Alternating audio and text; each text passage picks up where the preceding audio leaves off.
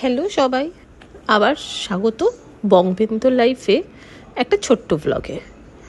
কয়েকদিন হোটেলে থাকার পরে অবশেষে আমরা চলে এসেছি একটা নতুন এয়ারবিএনবি রুমে। সামনের কয়েকদিন আমরা এখানেই থাকবো। আজ তোমাদের দেখাবো আমাদের ছোট্ট কিন্তু সুন্দর এই রুমটি। চলো ঘুরে দেখা যাক।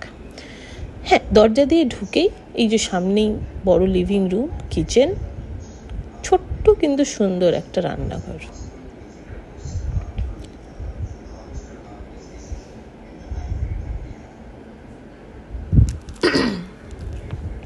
তারপরে এটা হলো ডাইনিং হল, সোফা, সামনে টিভি, আর সামনে একটা বারান্দা আছে, ওখানে পরে যাচ্ছি। এপাশ দিয়ে ঢুকে এখানে একটা ছোট্ট স্পেস রয়েছে যেখানে আমরা লাগেজ রেখেছি। এটা বাথরুম বা ওয়াশরুম।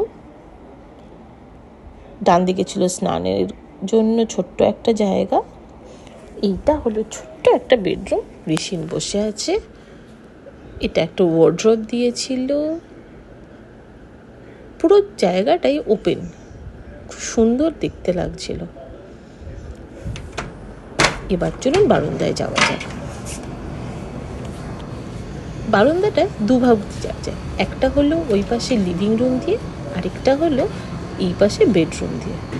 যদিও আমরা দুটো দরজাই ভালো ইউজ করেছি। এই হলো সেই ভিউ যেটা এখানকার এই ব্যালকনিটা থেকে দেখা যায়। প্রত্যেকটা সকাল হোক বিকেল হোক আমি এখানে অনেকক্ষণ দাঁড়িয়ে সময় কাটিয়েছি।